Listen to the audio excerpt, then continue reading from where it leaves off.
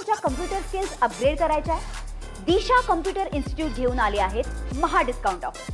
आता कोणताही कोर्स करा फक्त 1800 रुपयांमध्ये. पुण्यामध्ये 48 तासामध्ये 14 जणांचा संशयास्पद मृत्यू. हडपसरसह फुगेवाडी आणि दापोडी भागातील नागरिकांचा समावेश. विषारी दारूमुळे मृत्यू झाल्याचा आरोप. आरोपी योगेश वानखेडे याने दारूमध्ये मिथेनॉल मिसळल्यामुळे 14 जणांचा मृत्यू झाल्याचा संशय. प्रकरणामध्ये आतापर्यंत 8 जण अटकेत. फॉरेन्सिक टीमकडून विषारी दारूच्या सॅम्पलची तपासणी. मुख्यमंत्री फडणवीसांकडून पुण्यातील विषारी दारूमुळे झालेल्या मृत्यू प्रकरणाची दखल. घटनेच्या मुळापर्यंत जाणार, कठोर कारवाई करणार, फडणवीसांचं आश्वासन. रोहित पवारांच्या कार्यकर्त्यांनी हडपसरमधील दारू अड्डा फोडला. विषारी दारू पिऊन 5 जणांचा मृत्यू झाल्याप्रकरणी आक्रमक. पोलीस आरोपींना वाचवत असल्याचा रोहित पवारांचा आरोप. विधान परिषद निवडणुकीसाठी 17 पैकी 15 जागांवर महाविकास आघाडीचे उमेदवार ठरले. काँग्रेस 8, ठाकरे सेना 4, पवारांची राष्ट्रवादी 3 जागा लढवणार. तर नांदेड, नाशिकच्या जागेवर महाविकास आघाडीच्या 3ही पक्षांचा दावा. मराठवाड्यामध्ये महायुतीमध्ये विधान परिषदेसाठी पेच कायम. छत्रपती संभाजीनगरच्या जागेवरून शिवसेना भाजपमध्ये रस्सीखेच सुरू. दिल्लीमधील बैठकीतही तोडगा नाहीच. पुढील 24 तासात विधान परिषदेचं चित्र स्पष्ट होईल. महायुतीमध्ये विधान परिषदेसाठी चर्चा सुरू. सर्व जागा महायुती म्हणूनच लढू, मंत्री उदय सामंत यांचं वक्तव्य. राज्यसभेच्या एका जागेसाठी भुजबळांच्या नावाची चर्चा. पक्ष उमेदवारी देणार की नाही यामध्ये संभ्रम. सूत्रांची माहिती, भुजबळ राज्यसभेसाठी इच्छुक, पण पुतण्याला मंत्रिपद देण्याची भुजबळांची मागणी. टेंडरवरून पार्थ पवार आणि भुजबळ यांच्यामध्ये खडाजंगी. विशिष्ट व्यक्तीला अन्नधान्य पुरवठ्याचं टेंडर देण्यावरून वाद.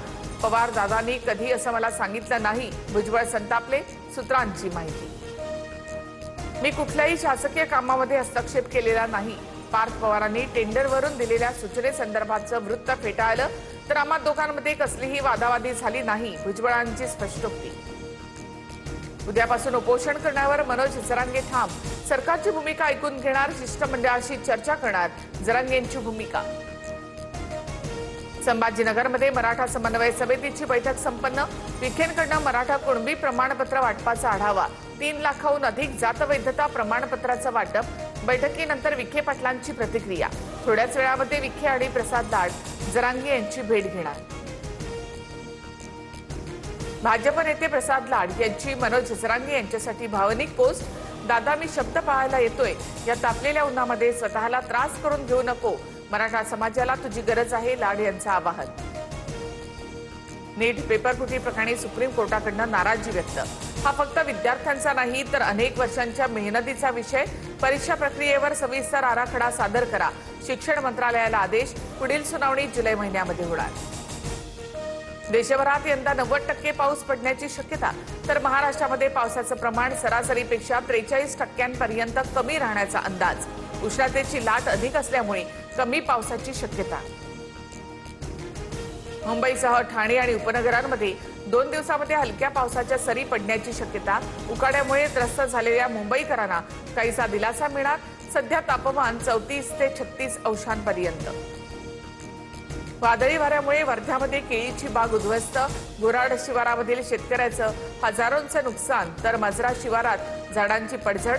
शेतामध्ये सवंगडी करून ठेवलेला तीळ पावसामध्ये भिजला. शेतकरी हवालदिल.